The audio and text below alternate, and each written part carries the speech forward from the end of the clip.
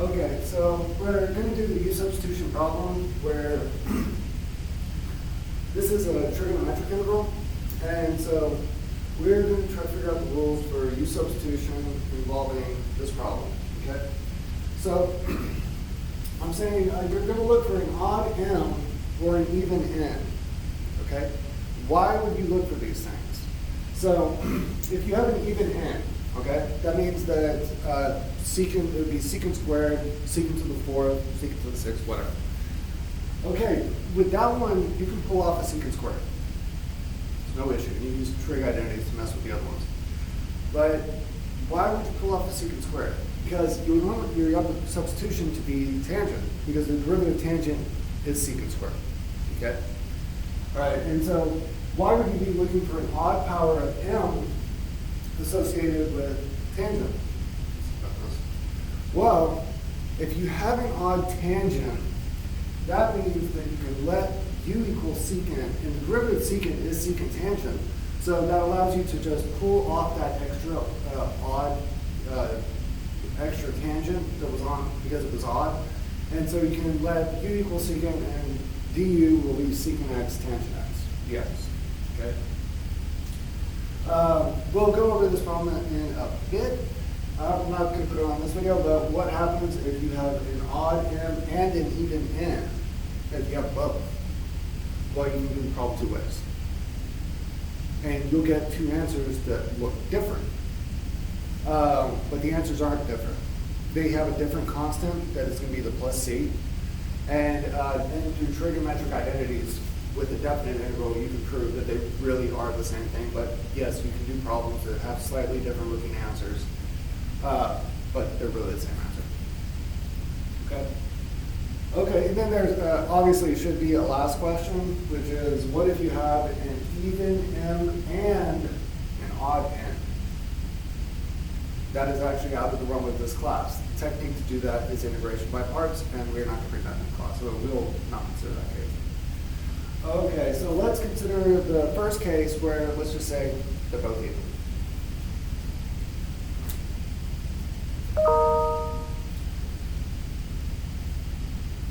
Okay, so let's say we have tangent squared x, secant squared x dx. Okay, so they're both even.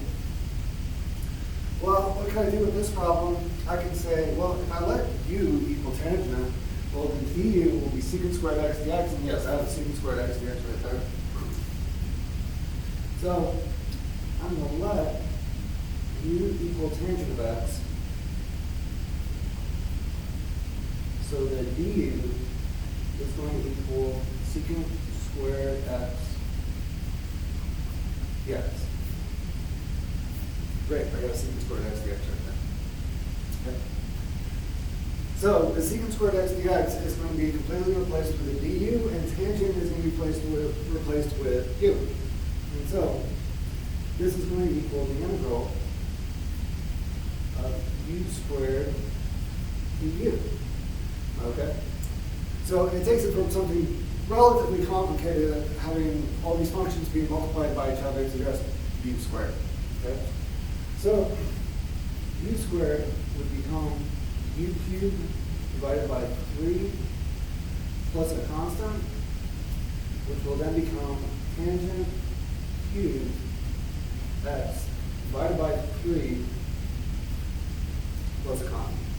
So we're taking a relatively complicated looking integral and simplifying it down to where it's just a polynomial. We integrate that and then do our back substitution and we get our answer. Okay. So that's the case if both of these things are even. Okay?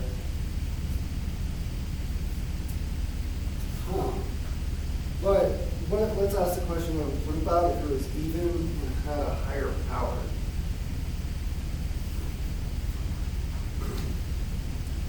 Okay. So let's say we're talking about the integral of, okay, let's just make this tangent squared x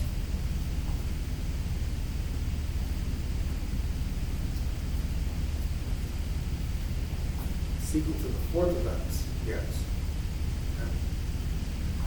Okay, I can pull the secant squared off of this. Yeah, but then the question becomes, well, after all I pull off the secant squared, what do I do with the extra secant squared? So let's just go ahead and let's do that as the first step. Let's just pull off the secant squared.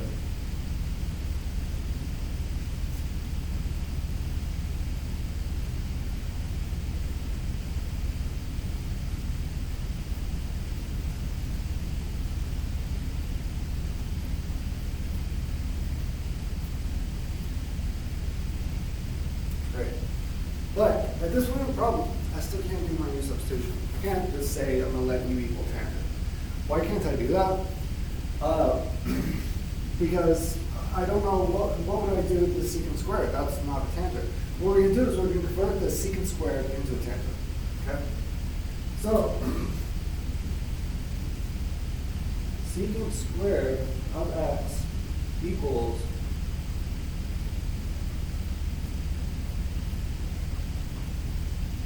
tangent squared plus 1. Okay?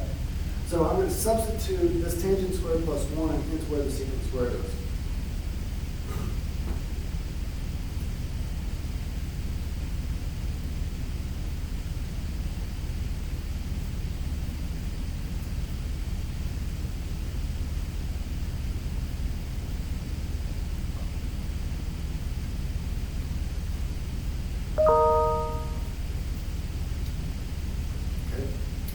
And I'm sitting out a lot of emails, so you'll hear that thing a lot. Okay. I've been sending out a lot of emails. So anyway, at this point in the problem, yeah, all we have is a bunch of tangents on this side, and we got a secant squared right there. So now we can just let u equal tangent because everything's tangent, except for the secant squared x dx, which is its derivative. Okay, so we're going to let u equal tangent of x. So the du is secant squared x dx. Right. So that's going to be the integral now of u squared plus 1 du.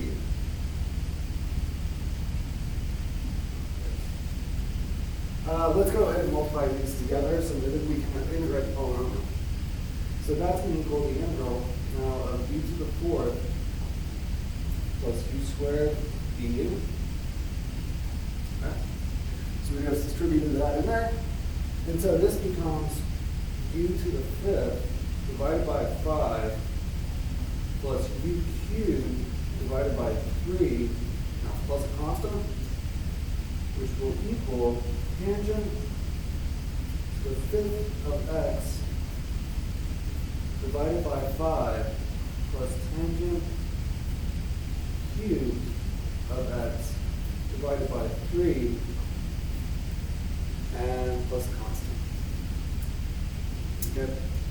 So if you have an even powered secant, all you have to do is break off that secant squared, use the trig identity to make sure you get back in terms of tangent, and then you can do the substitution. All right, let's consider that other case where everybody's odd.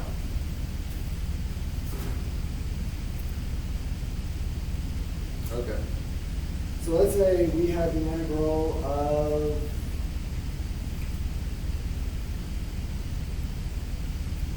let's say secant cubed of x, tangent of x,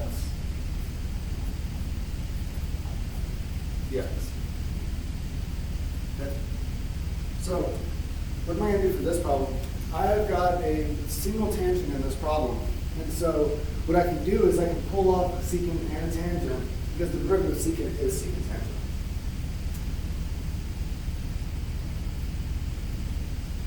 So that becomes the integral of secant squared x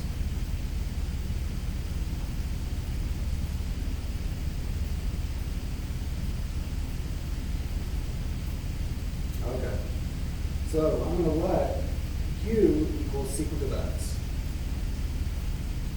So the du is secant x tangent x.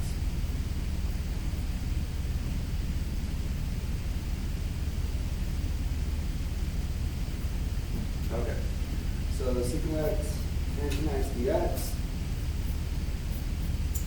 is appearing right there, and this becomes the integral of just u squared du. Okay, so that becomes u cubed divided by 3 plus a constant, which becomes secant cubed of x divided by 3 plus a constant.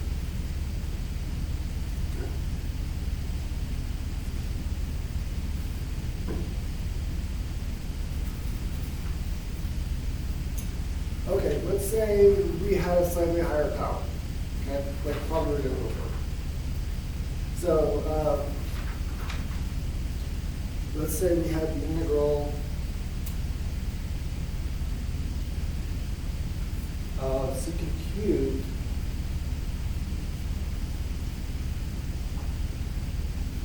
times tangent cubed of x. Okay. We still have an odd power of tangent. And now, why is it important for it to be an odd power? Like, why couldn't you just do this with an even power? Well, whenever you have an odd power tangent, you can pull off a single tangent, okay? And in this case, what are you going to be left with is tangent squared, okay? Because that thing is squared, because it's even, and you pull off the odd component, it allows you to use a trig identity to then turn those tangents into secants. So, we know we want to do the substitution of secant. Okay, so let's just go ahead and pull off the secant tangent.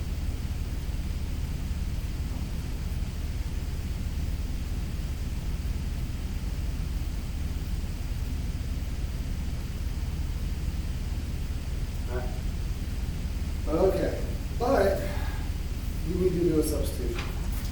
So, tangent squared of x equals secant squared of x minus 1.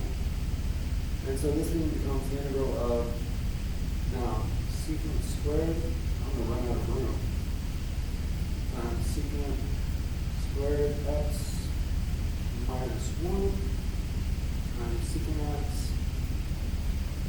tangent x dx. Okay. Okay, so in this part of the problem, once you take in your, what is now an even power of tangent because we pulled off the odd component, you can do the substitute.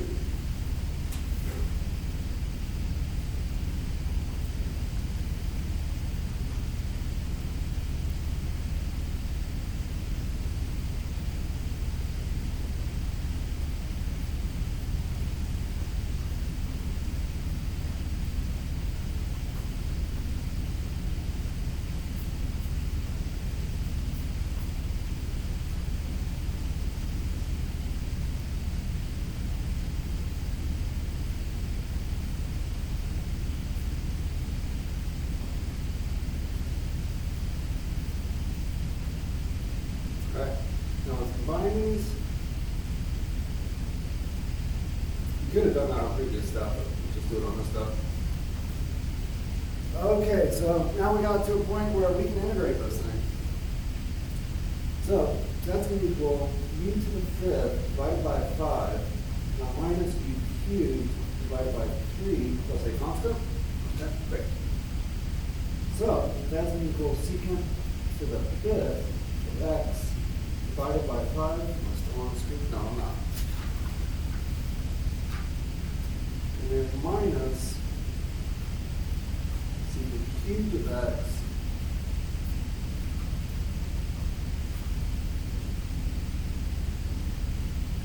and then that's our answer right there.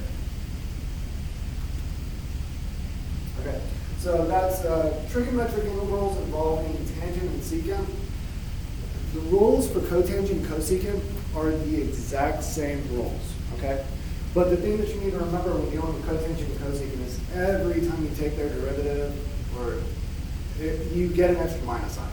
But in general, the rules are exactly the same for cotangent and cosecant.